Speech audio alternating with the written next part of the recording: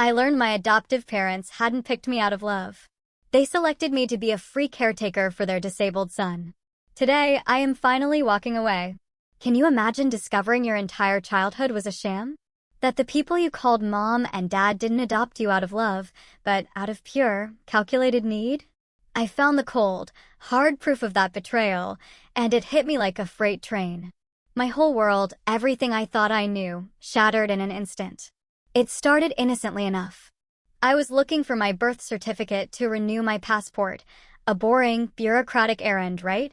My adoptive parents, Linda and Robert, kept all our important documents in their home office filing cabinet, and they told me I could just grab what I needed.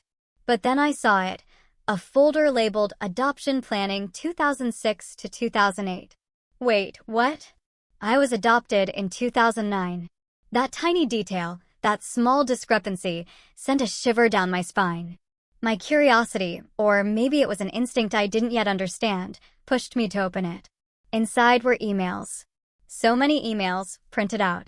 They were exchanges between my adoptive mom, Linda, and someone named Dorothy from the adoption agency.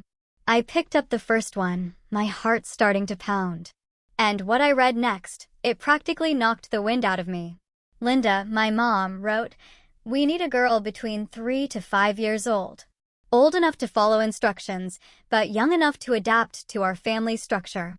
She needs to be healthy and intelligent since she'll have significant responsibilities as she grows." My blood ran cold. Responsibilities? What kind of responsibilities was she talking about? Then Dorothy, the agency worker, had responded, asking about their biological children. Linda's reply to that, it still haunts me. "Our son, Nathan, is 6 and requires round-the-clock care. We need someone who can grow into a helper role. Someone grateful for the opportunity who won't complain about the dedication required." Grateful? Won't complain? My hands went numb. I kept reading, scrolling through the pages. The ideal candidate would be from difficult circumstances. Another email stated, "Someone who will appreciate any family situation and understand that sacrifice is part of love." There were psychological profiles, income statements, and then a photo. A photo of me. At the orphanage. And a chilling note attached. "This one shows signs of being naturally nurturing. Already helps with younger children. Perfect temperament for your needs." I wasn't a child to be loved. I wasn't chosen for me. I was an item on a shopping list. A tailored solution. A perfectly selected, free, unpaid caregiver for their disabled son. The realization hit me with the force of a physical blow. Just then, I heard footsteps. Linda. My heart hammered against my ribs. I shoved that folder back into the cabinet, my movements jerky and desperate. She walked in, all bright smiles. "Found your birth certificate?" Yeah, I lied. The word tasted like ash in my mouth. That night at dinner, everything was different. I saw them through new, horrifying eyes. Linda meticulously cutting Nathan's food, while I, automatically, without thinking, cleaned up his spills. Robert, my adoptive dad, buried behind his newspaper, while I quietly, efficiently, guided Nathan through his physical therapy exercises. I'd been doing these things since I was 7. Not because I wanted to, but because it was just expected. It was my role, my purpose. And it was all a lie. I took a deep breath, my decision solidifying. "I'm thinking about college," I blurted out, my voice surprisingly steady. They both looked up, forks midair. "The guidance counselor says I could get scholarships, maybe even go out of state." Linda's fork clattered to her plate. Her smile vanished. "That's not practical," she said, her voice tight, suddenly cold. "Nathan needs consistency. You know how he gets with new people." A bitter, almost hysterical laugh bubbled up inside me, but I swallowed it. "He'll be 22 when I graduate," I shot back, the words coming faster now. "Maybe it's time to look into professional care." Silence. A heavy, suffocating silence. Then Robert's voice, sharp and accusatory. "Professional care? You want to abandon your brother to strangers?" I kept my voice carefully neutral, even though my entire body was shaking with a mixture of fear and rage. "He's not technically my brother, though, is he? I'm adopted." The silence that followed was deafening. Linda's voice dropped to a venomous whisper. "How dare you?" After everything we've done for you. And that's when it all came out. The dam broke. What exactly have you done for me? I asked, my voice rising, gaining strength. Besides give me a home where I work as an unpaid caregiver? Robert interrupted, booming, we gave you a family. We chose you.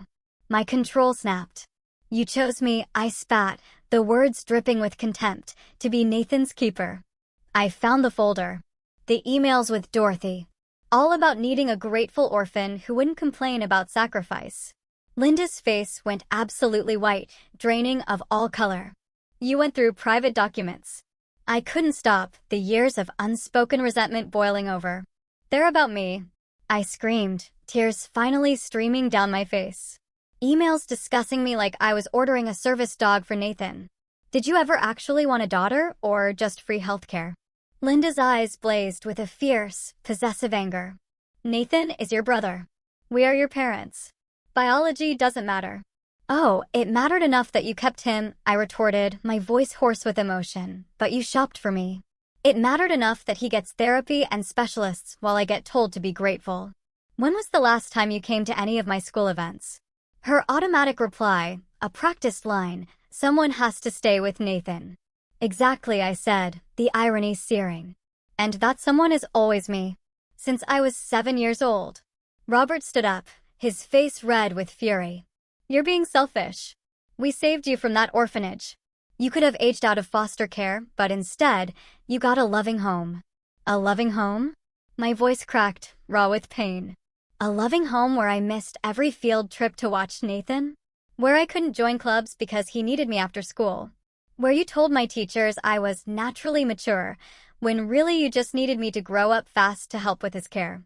Linda, desperate now, her voice thin, pleaded, we never forced you. You never had to. I yelled back, ignoring the tears. You just reminded me constantly how lucky I was. How family takes care of family. How grateful I should be for this opportunity while you used the money you saved on caregivers for vacations. Vacations I couldn't go on because someone had to watch Nathan. Nathan made a small sound from his wheelchair. Usually, I'd jump up, immediately responsive. This time, I stayed seated. My jaw clenched. Get up. Linda hissed, her voice venomous. Your brother needs you. No, I said. I stood, but I walked toward the stairs. Not toward Nathan. Toward freedom. Where are you going? Robert thundered, fear beginning to creep into his anger. I turned, a slow, defiant smile spreading across my face, and my answer made them both lose their minds. I'm moving out. And I'm going to college. Linda's chair scraped back so hard it tipped over with a crash.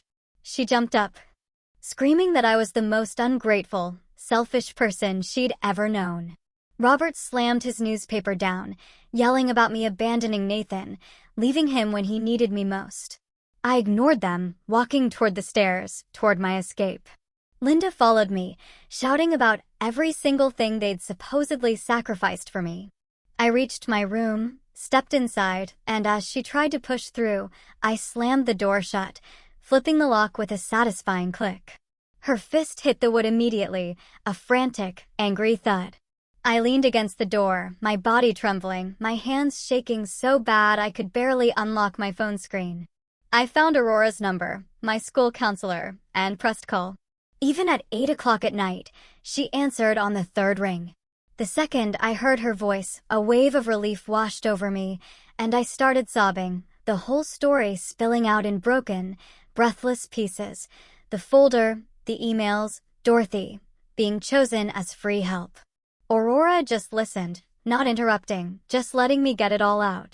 When I finally stopped, gasping for air, she simply said, her voice calm and strong, breathe. Come to my office first thing tomorrow morning. We'll figure this out together. I thanked her, hung up.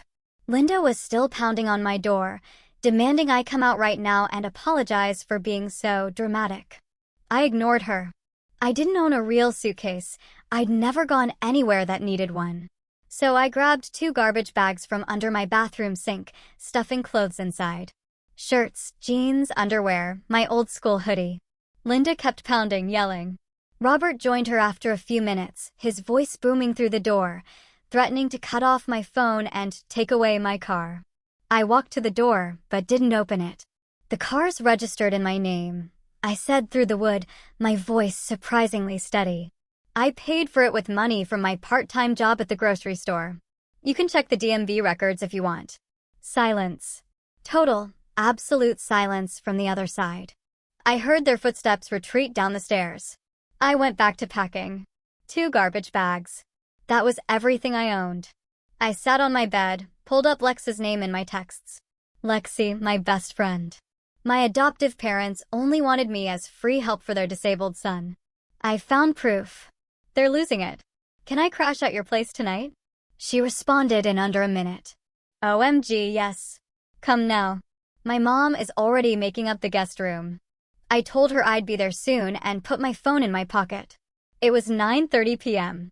I needed to wait until they were asleep. I turned off my light, lay on my bed fully dressed, listening to them arguing downstairs. Linda's voice high and panicked, Robert's low and furious. Nathan made sounds from his room next to mine. I stared at the glow-in-the-dark stars on my ceiling, counting them, just like I did when I was 10.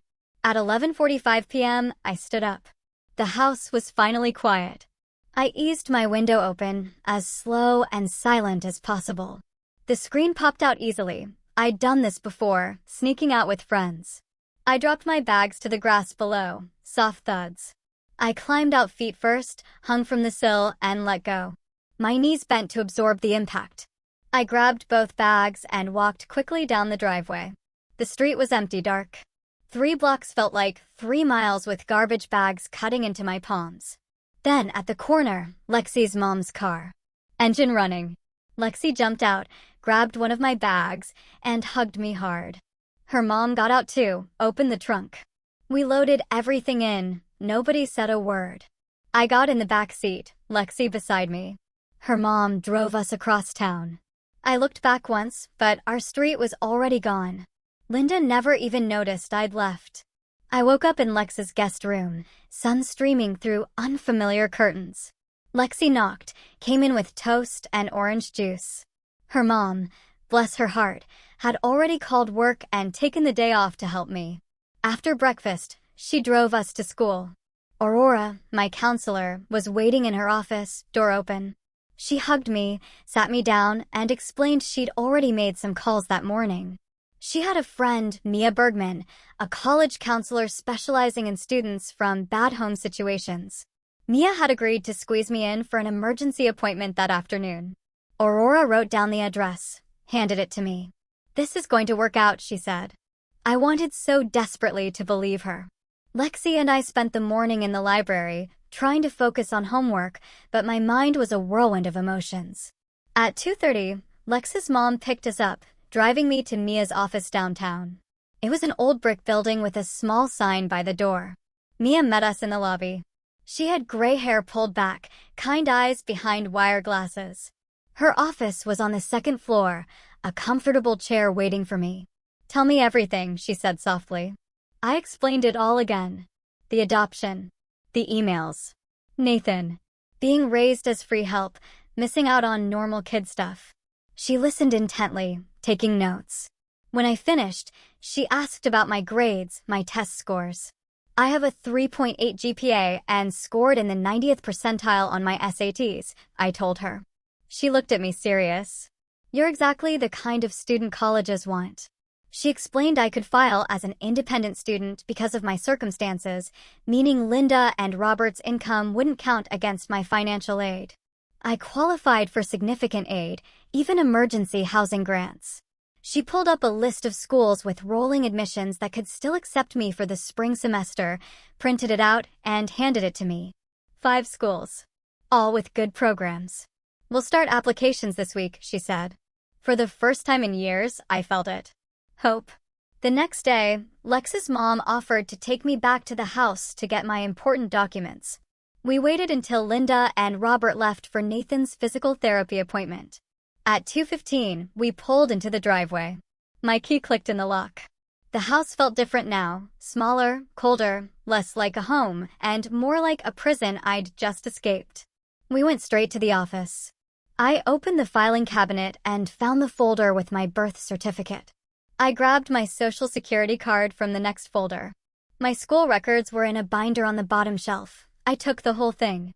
Lex's mom stood by the door, keeping watch. Then I heard a car in the driveway. My stomach dropped. The front door opened. "Who's here?" Linda's voice called out. She appeared in the office doorway, her face going crimson when she saw me. She started screaming about how I was trespassing and stealing. She lunged forward, trying to grab my documents. Lex's mom stepped between us and, with surprising force, told Linda to back away. Linda kept reaching around her. Lex's mom pushed her back gently but firmly. "These are her personal documents," she stated calmly. "She has every right to them." Linda shrieked, "She's still a minor. Living in my house." Lex's mom calmly pulled out her phone. "That's not how the law works, Linda. I'll call the police if you don't calm down." Robert appeared behind Linda, pulling out his own phone. "I'm calling the cops on you for breaking and entering." Lex's mom didn't flinch. "Go right ahead." We waited in the office, my documents clutched tight in my hands, while Robert paced in the hallway, muttering angrily, and Linda kept crying about how ungrateful I was. The police showed up 15 minutes later. Robert immediately launched into his trespassing and theft story. One officer listened to him, while the other asked me what was going on. I explained, showing him my birth certificate and my social security card. The officer looked at Robert. "Are these her legal documents?" Robert, begrudgingly, had to say yes. "But she's still a minor in my house," Robert insisted. The officer shook his head. "Doesn't matter. Personal identity documents belong to the individual, regardless of age." He asked if I had permission to be in the house. Lex's mom explained I used my own key and my parents had previously told me I could access the cabinet for these exact documents. The officer nodded. "You're free to go." Linda sobbed loudly, a theatrical wail about me destroying their family. The other officer suggested everyone calm down and go their separate ways. We walked out, the officers following us to make sure there were no more problems. Linda stood in the doorway crying while Robert's face burned red with anger. We got in the car and drove away. I looked back once, feeling a profound sense of finality wash over me. That night at Lex's house, I sat at her kitchen table, laptop open.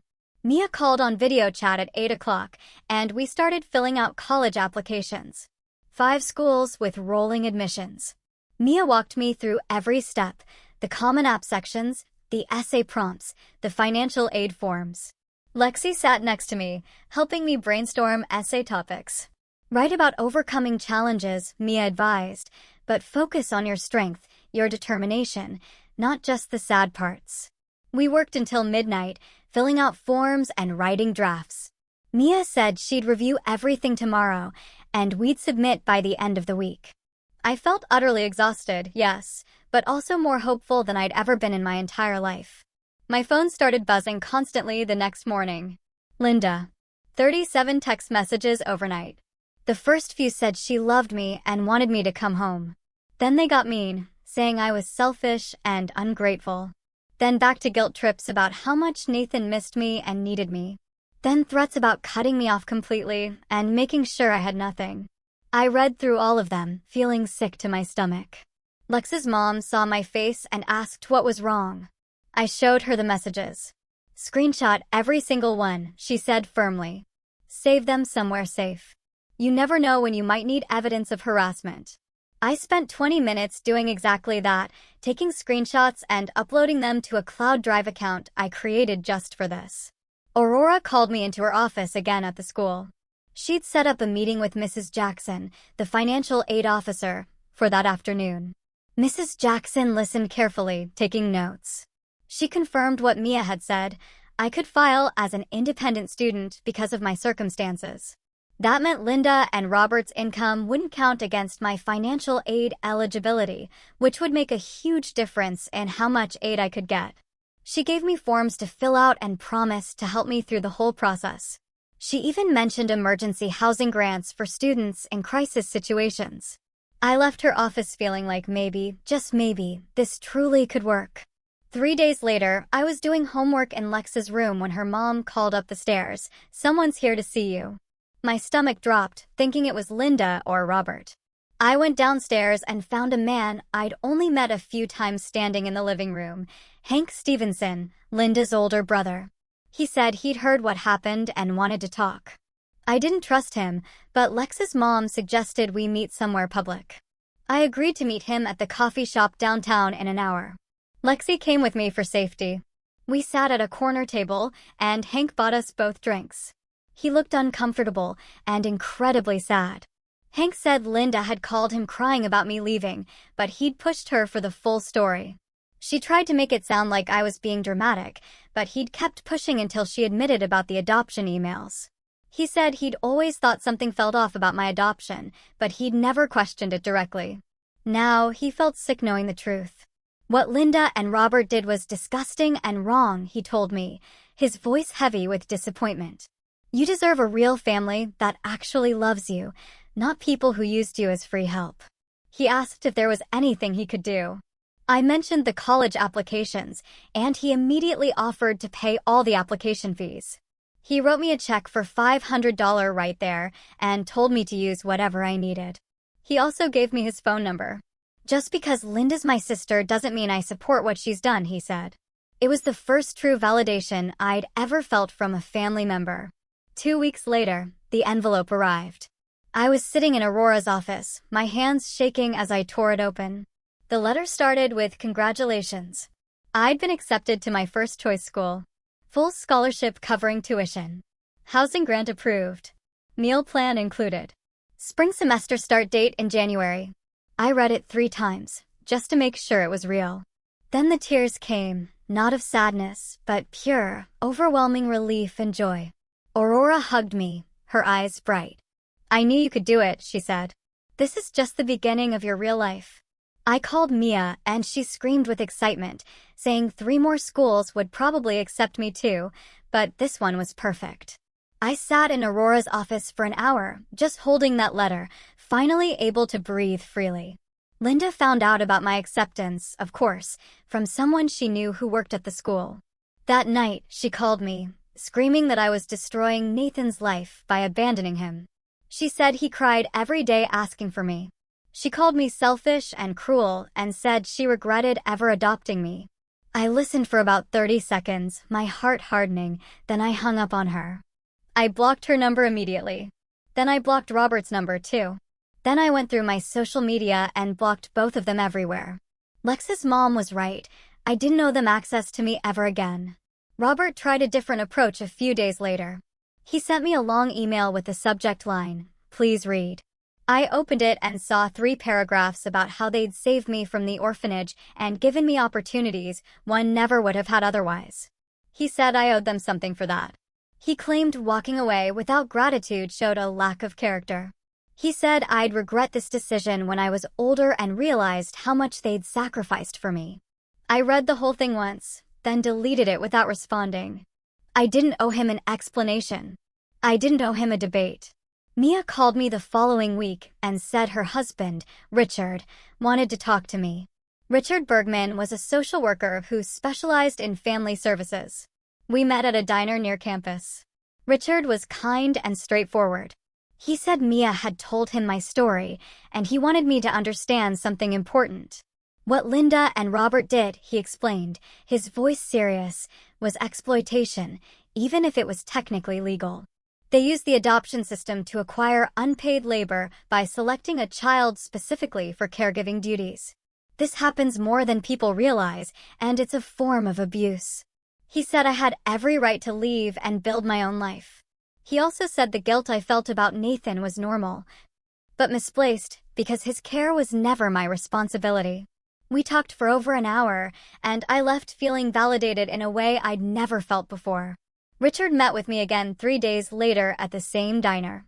He brought a folder full of papers and laid them out on the table between us. He explained that emancipation was a legal process where I could separate myself completely from Linda and Robert before turning 18. I had 3 months until my birthday, and he thought we had enough time to make it happen. He said the adoption emails would be strong evidence showing their true reasons for adopting me. The court would need to see that I could support myself financially and that emancipation was in my best interest. Richard offered to help me through every step and connect me with a lawyer who might take my case. I listened carefully, taking notes on a napkin because I didn't have a notebook. He said the process usually took 4 to 6 weeks once we filed the papers. I asked what Linda and Robert would do when they found out. Richard said they'd probably fight it, but the evidence was on my side. He gave me the name and number of a lawyer who did pro bono work for kids in bad situations. I called her that same afternoon from Lex's house. Her name was on Richard's business card, but I only used her title when I called. She answered on the second ring, and I explained everything in one long, nervous rush. She asked me to come to her office the next day and bring copies of the adoption emails. I met her downtown in a building with glass doors and marble floors. She read through the emails I'd printed and photographed for backup. Her face got tighter with each page she turned. She said these emails were exactly the kind of evidence that would convince a judge. She agreed to take my case for free because she said what Linda and Robert did was wrong, even if it was technically legal. We spent 2 hours going over my situation, and she took detailed notes. She asked about my grades, my job, my living situation, and my plans for the future. I showed her my college acceptance letter and financial aid package. She said I had a strong case and she'd start filing the papers immediately. She also wanted to contact Dorothy at the adoption agency for more documentation. I gave her permission and signed the form she needed. The lawyer called me 4 days later with news. Dorothy had been shocked and upset when she learned how Linda and Robert had used the adoption arrangement. Dorothy provided additional emails and notes from their file showing they'd specifically requested a child for caregiving purposes. The lawyer said this documentation made our case even stronger because it showed a pattern of intentional exploitation. She'd already filed the emancipation petition with the court, and Linda and Robert would receive the papers within a week. I felt sick thinking about their reaction, but also incredibly relieved that things were finally moving forward. Richard checked in with me every few days to see how I was handling everything. Lex's mom said I could stay with them as long as needed, but Richard was working on a better, more stable solution. The emancipation papers arrived at Linda and Robert's house on a Tuesday morning. I know because Robert called Hank screaming within an hour. Hank called me right after to tell me what happened. Robert had demanded that Hank stop helping me and threatened to cut him off from the family. Hank told Robert he was ashamed to be related to him and hung up the phone. Hank said Robert tried calling back 6 times, but he didn't answer. Linda sent me a series of text messages that started with begging and ended with threats. I saved all of them and forwarded them to the lawyer, who said they might actually help our case by showing Linda's true nature. Richard called me 2 days after Linda and Robert got the papers. He'd arranged a temporary foster situation for me while the emancipation was processed. The foster parents lived 20 minutes away and had experience with older teens in transition. I met them that weekend at their house, which was small but clean and comfortable. They seemed genuinely kind and told me they just expected normal household chores like any family member. No caregiving duties. No special responsibilities. Just regular teenage stuff. I moved in the following Monday with my garbage bags of clothes and the few possessions I actually owned. My new room had a bed, a desk, and a window that looked out at their backyard. It was the first space that felt like mine without strings attached. The foster parents worked normal jobs and treated me like a regular person, not a servant or a burden. I started sleeping better than I had in years. Aurora called me during my second week at the foster home. She said Nathan's physical therapist had reached out asking about me. The therapist noticed I was gone, and Nathan seemed confused about where I went. I felt a sharp stab of guilt hearing that Nathan was struggling. Richard reminded me, when I called him crying, that Nathan's care was never my responsibility. He said Linda and Robert were Nathan's parents, and they needed to handle his confusion and adjustment. He said my guilt was normal, but misplaced, because I was a child when they assigned me that role. The guilt didn't go away completely, but it got easier to manage. The emancipation hearing was scheduled for 4 weeks after we filed the papers. My lawyer prepared me for what to expect and warned me that Linda and Robert would probably show up with their own lawyer. The morning of the hearing, I wore the nicest clothes I owned and tried not to throw up from nerves. Richard and Mia came with me for support. Hank wanted to come, but the lawyer thought it was better to keep the focus on me and my situation. Linda and Robert arrived at the courthouse with a lawyer in an expensive suit. They sat on the opposite side of the room, and Linda kept staring at me with this wounded, accusatory expression. Their lawyer tried to paint me as rebellious and ungrateful when it was his turn to speak. He talked about how they'd saved me from the orphanage and given me opportunities. He claimed I was throwing away a loving family over normal teenage complaints about chores and responsibilities. My lawyer stood up, calm and confident, and handed the judge copies of the adoption emails. She walked the judge through each message, showing how Linda and Robert had specifically shopped for a child to use as Nathan's caregiver. The judge's face changed as he read through the emails. He looked disgusted when he got to the part about finding a grateful orphan who wouldn't complain. He asked Linda and Robert's lawyer if he had any response to this documentation. The lawyer tried to argue that their intentions didn't matter because they'd provided a good home. The judge cut him off, his voice stern, and said intentions absolutely mattered when it came to adoption ethics. The judge granted my emancipation immediately, without even taking a recess to think about it. He said Linda and Robert's arrangement was ethically questionable, even if technically legal at the time. He said I clearly had the maturity and resources to live independently. I was officially free from them at 17 years old. I cried in the courthouse hallway after, tears of pure relief and liberation, while Richard and Mia hugged me tightly. 3 days after the hearing, I got acceptance letters from 3 more colleges in the mail. All of them offered strong financial aid packages that would cover most of my costs. I spread the letters out on my foster room desk and read through each one carefully. One school had an amazing disability services program. It made me think about Nathan and how he deserved better care than what Linda and Robert had arranged. I wanted to study social work and help kids like me who got trapped in bad situations. I called that school and accepted their offer. Lexi found out I was officially emancipated and insisted on throwing me a party. She invited a few friends from the school to her house on Saturday night. It was small and casual, with pizza and a cake that said, "Congratulations." Everyone there knew my story, and they celebrated me actually becoming independent and free. It was the first time in my life people threw a party for me instead of me just being grateful I existed somewhere in the background. I felt awkward at first, because I wasn't used to being the center of attention for good reasons, but then I relaxed and actually enjoyed myself.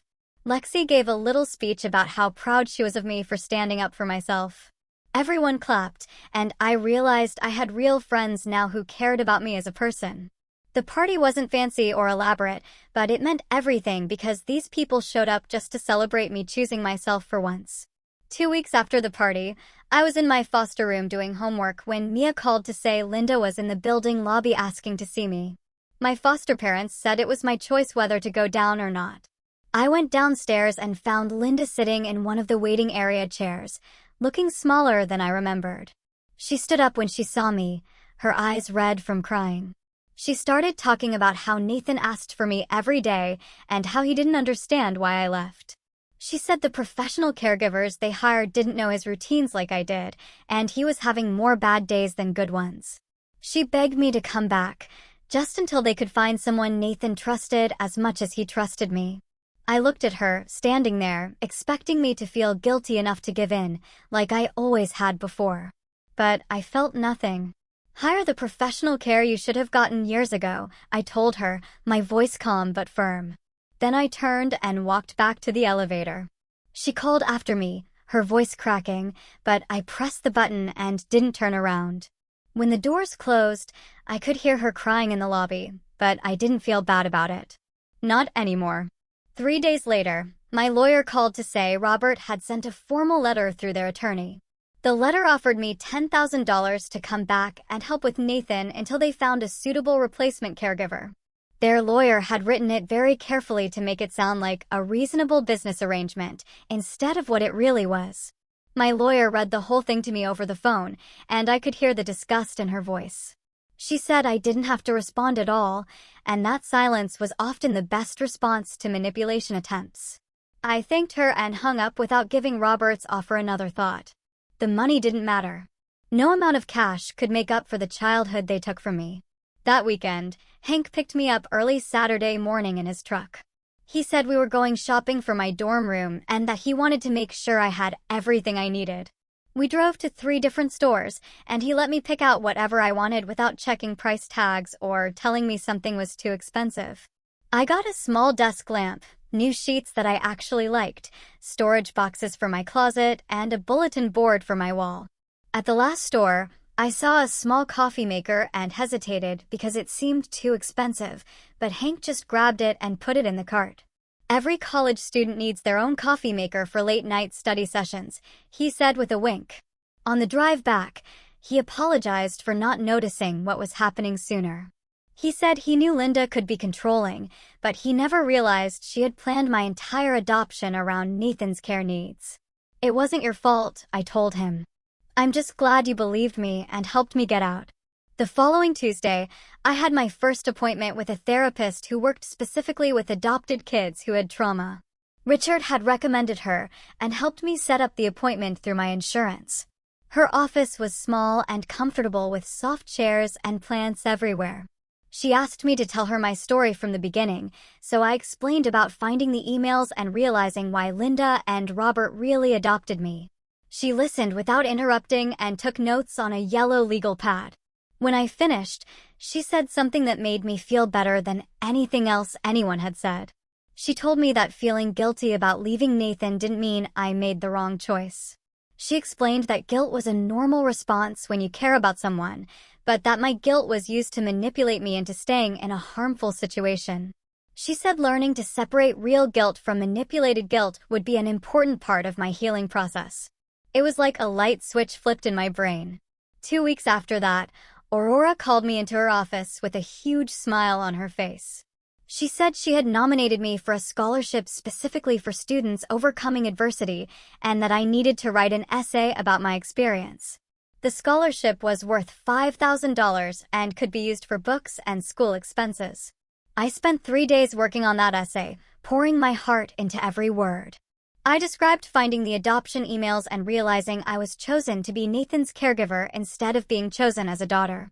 I wrote about missing field trips and school events and growing up too fast because they needed me to help with his care.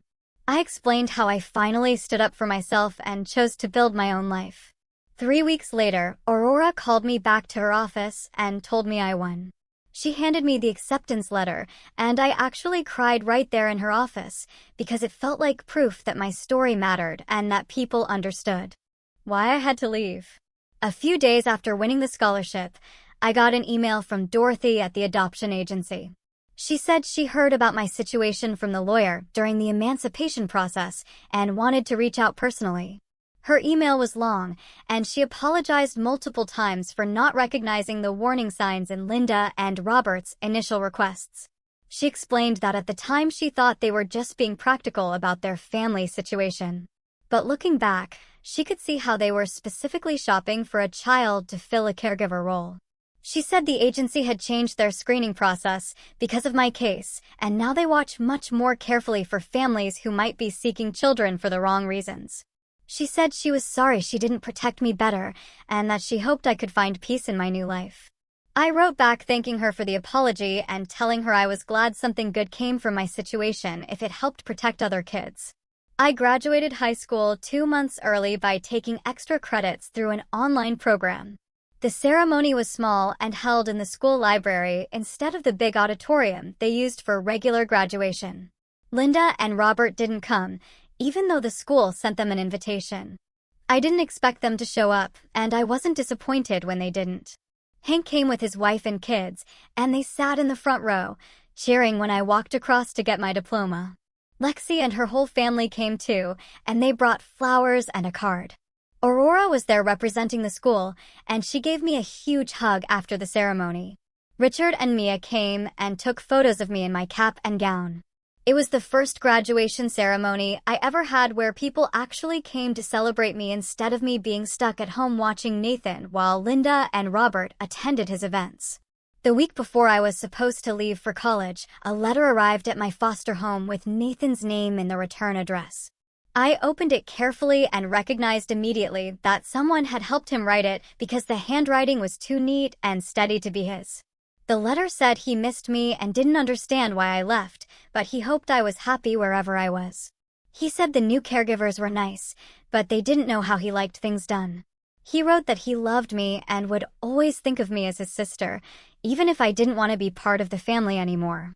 I sat on my bed and cried reading that letter because Nathan was the only truly innocent person in the whole situation. He didn't choose to be disabled, and he didn't ask Linda and Robert to adopt me as his caregiver. He just wanted someone who cared about him, and I did care about him, even though I couldn't stay. I spent 2 hours writing Nathan back and trying to explain things in a way he might understand. I told him I loved him too and that leaving wasn't about him at all. I explained that I needed to live my own life and go to college and become the person I was supposed to be. I promised to send him letters from the school telling him about my classes and my roommate and what college was like. I said I would always care about him, but I couldn't be his caregiver anymore because that wasn't fair to either of us. I meant every word I wrote because none of this was Nathan's fault, and he deserved to know I didn't abandon him out of anger or hate. The next day, Linda sent an email to my school address that I almost deleted without reading. The subject line said, "We need to talk." So I opened it, expecting another guilt trip about Nathan. Instead, it was full of nasty comments about how I would fail at college and come crawling back, begging them to take me in. She said I was too damaged from the orphanage to ever succeed at anything and that I would realize too late what a mistake I made leaving them. She wrote that Nathan would forget about me eventually, and I would end up alone with nobody who cared whether I lived or died. I read the whole thing twice and felt my hands shaking with anger. Then I forwarded it to my therapist without responding to Linda at all. At my next session, my therapist and I talked about the email, and she helped me process the anger without letting it control my decisions or make me doubt myself. Moving day came faster than I expected. Hank showed up at my foster home at 7 o'clock in the morning with his truck already loaded with boxes of supplies he'd bought for me. My foster parents had their car packed with the bedding and kitchen stuff they'd helped me gather over the past few weeks. We drove 3 hours to campus in a small convoy, and I spent the whole drive staring out the window, feeling like I was heading towards something real for the first time in my life. The campus was bigger than I remembered from my visit, and students were everywhere, moving into dorms with their families. Hank parked in front of my building, and we started hauling everything up to the 3rd floor.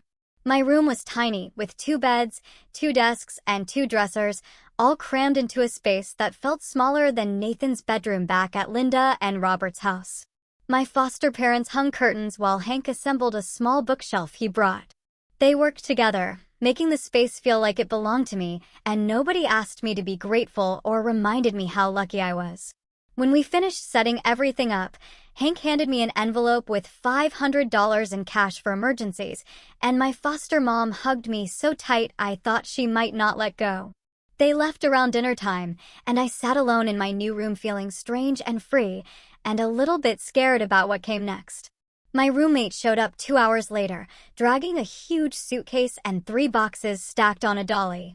Her name was Tabitha Roach, and she had bright red hair pulled back in a messy bun and freckles across her nose. She dumped her stuff on the empty bed and stuck out her hand to shake mine, which felt formal and funny at the same time. We spent the evening unpacking her things and talking about our majors.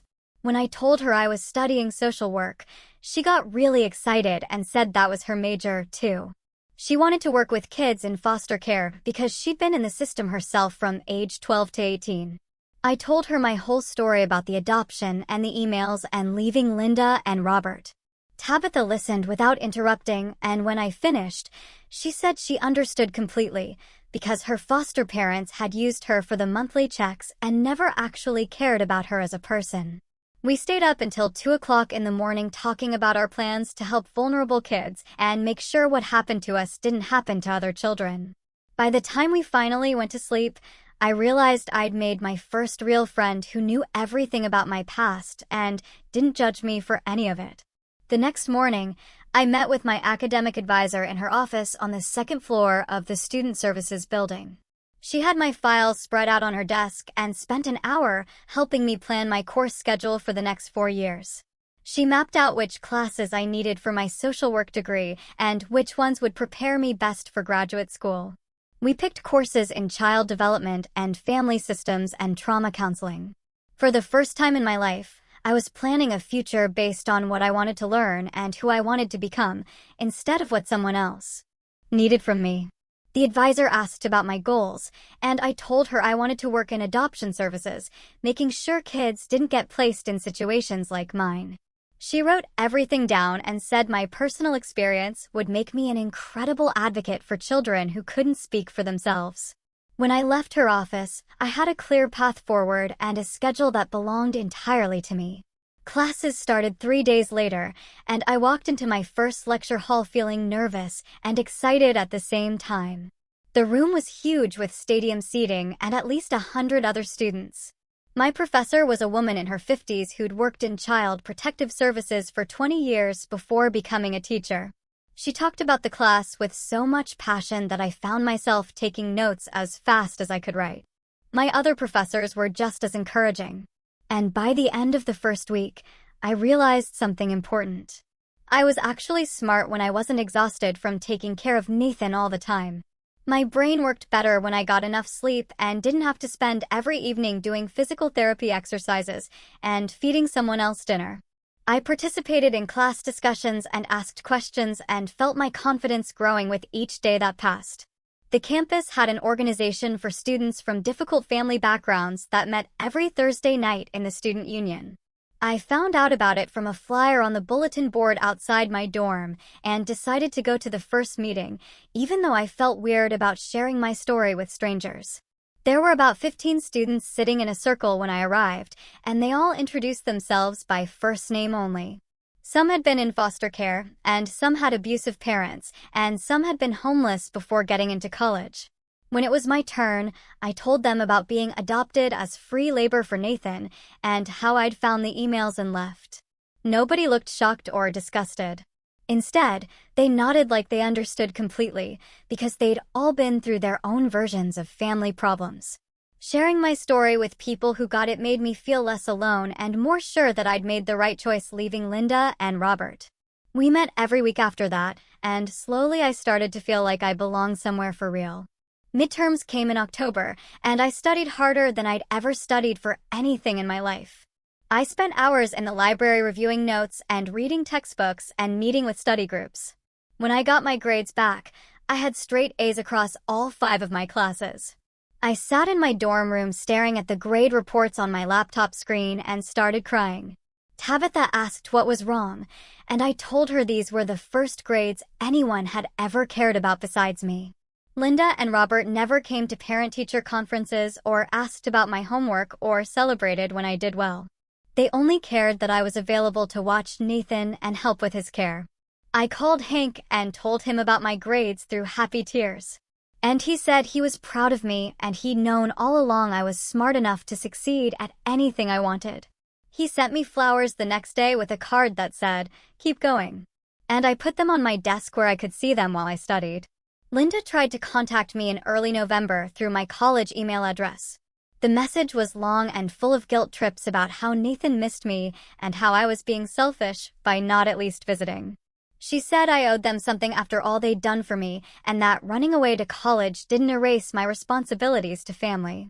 I read the email twice, feeling my hands shake with anger. Then I walked straight to campus security and showed them the message along with the previous nasty email she'd sent. The security officer took my information seriously and helped me file for a formal no-contact order through the university. He explained that the order would prevent Linda from contacting me through any college systems and that violations would result in legal consequences. I signed all the paperwork and felt a huge weight lift off my shoulders. I was done letting Linda manipulate me with guilt and obligation. The next day, I got confirmation that the no-contact order was in place, and I blocked Linda's personal email address, too. Thanksgiving approached, and I wasn't sure what I was going to do for the break since most students went home to their families.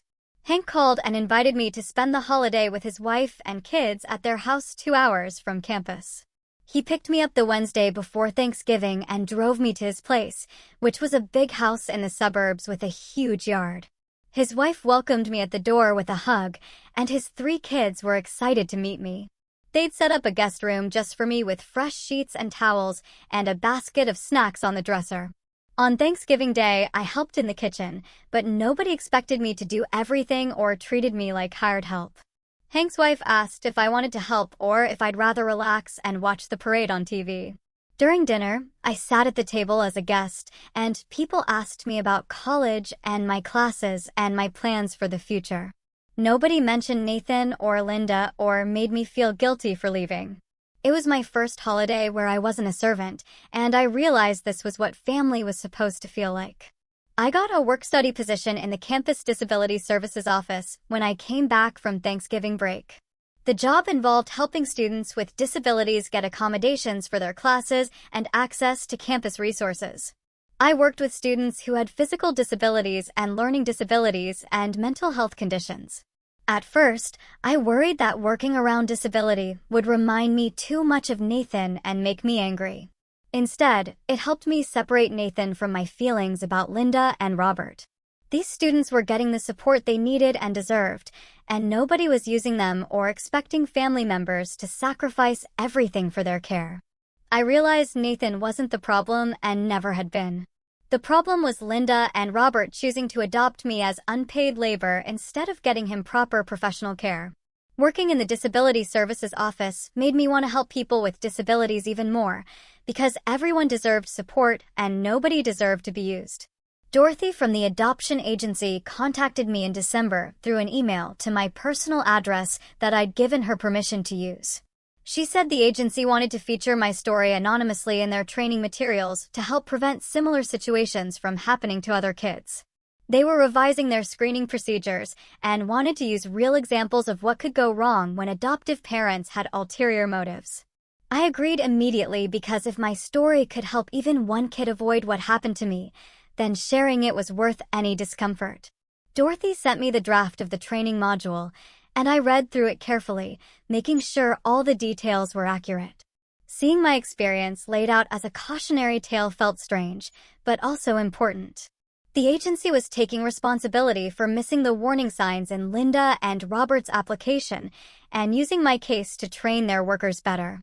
I signed the release forms and sent them back, knowing that something good might come from all those years of being Nathan's keeper.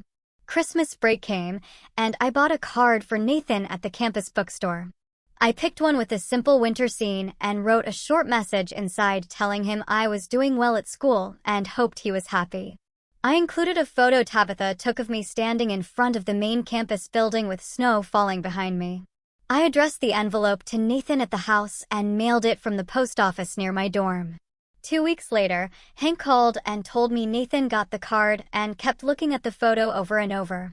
Hank said Nathan put it on the small table next to his bed where he could see it every morning.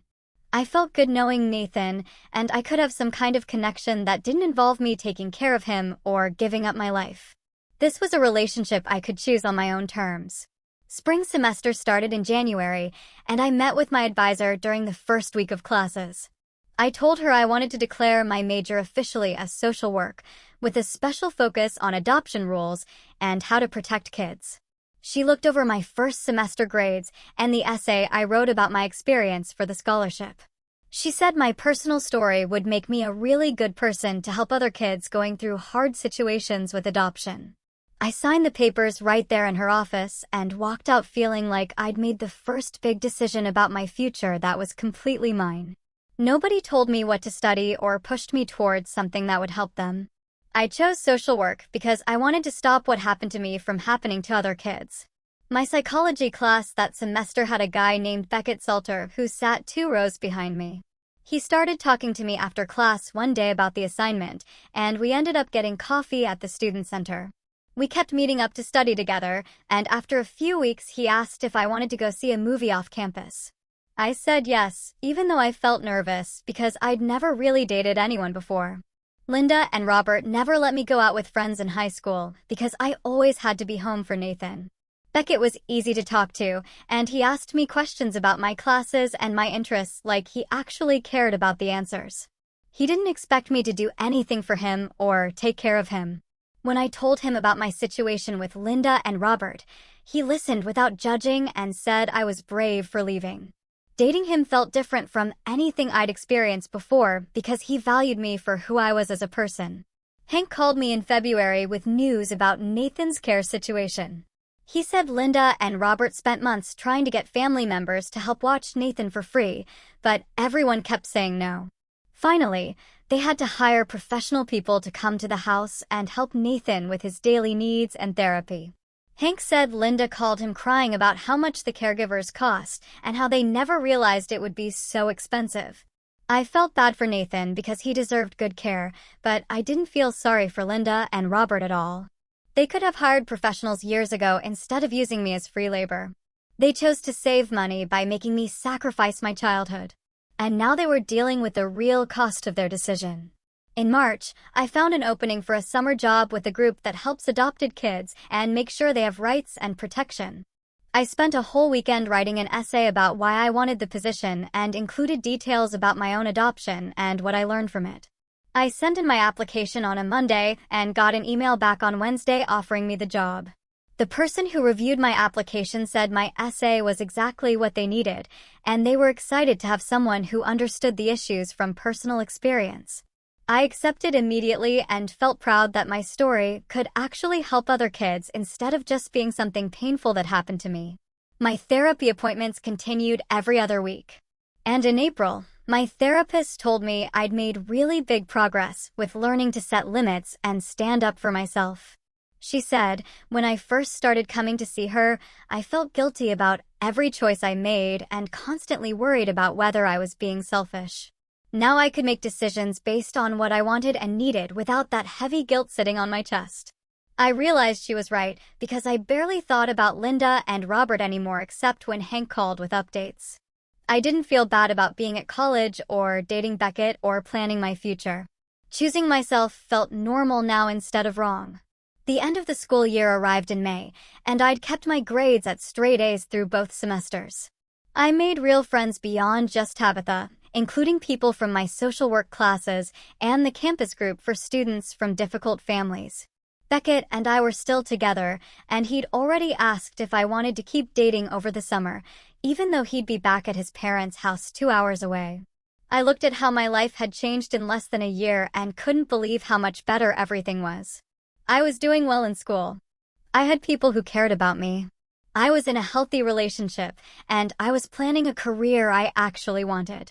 None of this would have happened if I'd stayed in that house being Nathan's keeper.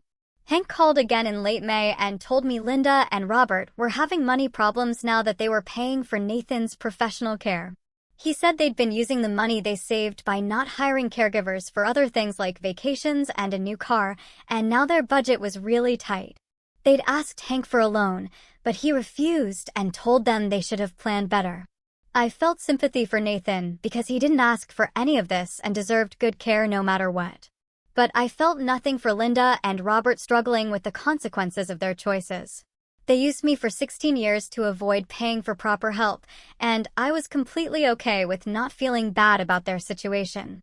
Now, the social work department held an award ceremony in early June, right before summer break officially started.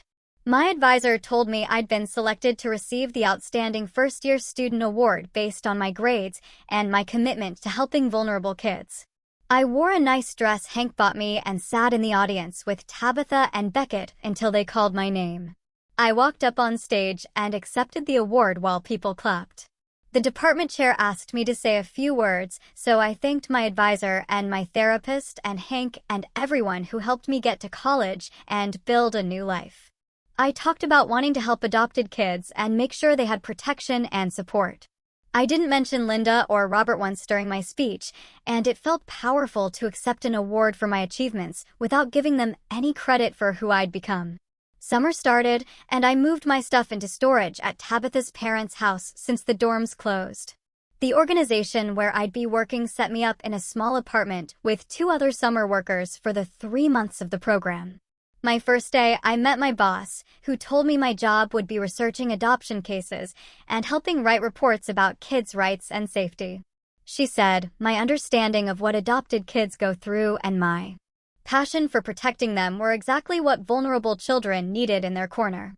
I started working right away, reading case files and learning about all the different ways adoption could go wrong when agencies and parents didn't put kids first.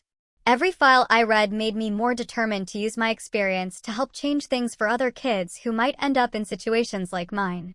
August came and Tabitha and I spent 2 days moving boxes and bags into our first apartment, 3 blocks from campus. The place was tiny, with a kitchen barely big enough for one person and a bathroom where the shower leaked onto the floor every time we used it. Our bedrooms were so small our beds took up most of the space, and we had to keep our clothes in plastic bins stacked in the corners. But when I closed my door and sat on my bed the first night, I looked around at the bare walls and empty desk and felt something I'd never felt before. This space was mine, and nobody could use it to control me or take it away because I didn't do what they wanted. Tabitha knocked and came in with pizza, and we ate sitting on my floor, talking about our classes for fall semester. She asked if I was nervous about sophomore year, and I told her I was excited more than anything because I got to keep building the life I wanted instead of the one someone else planned for me. We hung posters and set up our tiny living room with a couch Hank bought us from a thrift store and a TV Tabitha's parents didn't need anymore. I put photos on my desk of me and my friends from the campus group and one of me and Beckett from the end of spring semester. Every morning, I woke up in my own room, in my own apartment, and felt grateful, but not the fake grateful Linda tried to make me feel. This was real gratitude for things I'd worked for and earned myself. In late September, Hank texted me asking if I wanted to see photos from Nathan's birthday party. I said yes, and he sent me a whole album showing Nathan with his caregivers cutting cake and opening presents. Nathan looked happy in the pictures, and his caregivers were smiling and patient with him in ways that looked genuine. Hank told me the professional care team was really good and Nathan had adjusted well after the first few months. He said Nathan still kept my Christmas card on his table and sometimes asked about me, but he seemed to understand I had my own life now. I felt glad Nathan was getting proper care from people who were trained and paid to help him.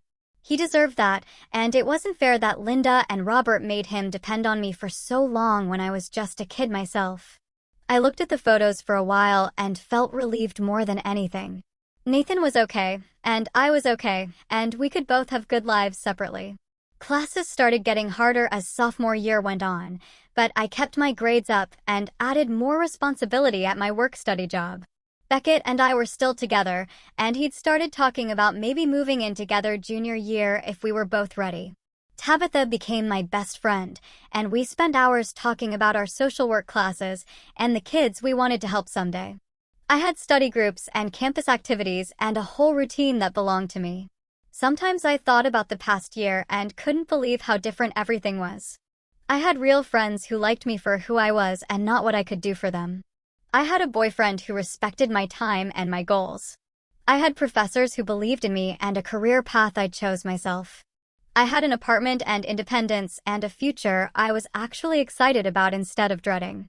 None of this would have existed if I'd stayed in that house being Nathan's keeper and pretending to be grateful for a family that only wanted me for free labor. I was finally free to be whoever I wanted to be, and I was still figuring out who that person was. But I knew she was strong because she walked away from people who tried to use her. I knew she was capable because she built an entire life from nothing in just over a year. And I knew she was worthy of love that didn't come with conditions or expectations or guilt. My life was truly my own now. And every single day, I woke up and chose what to do with it. That was better than anything I ever imagined possible back when I was trapped in that house.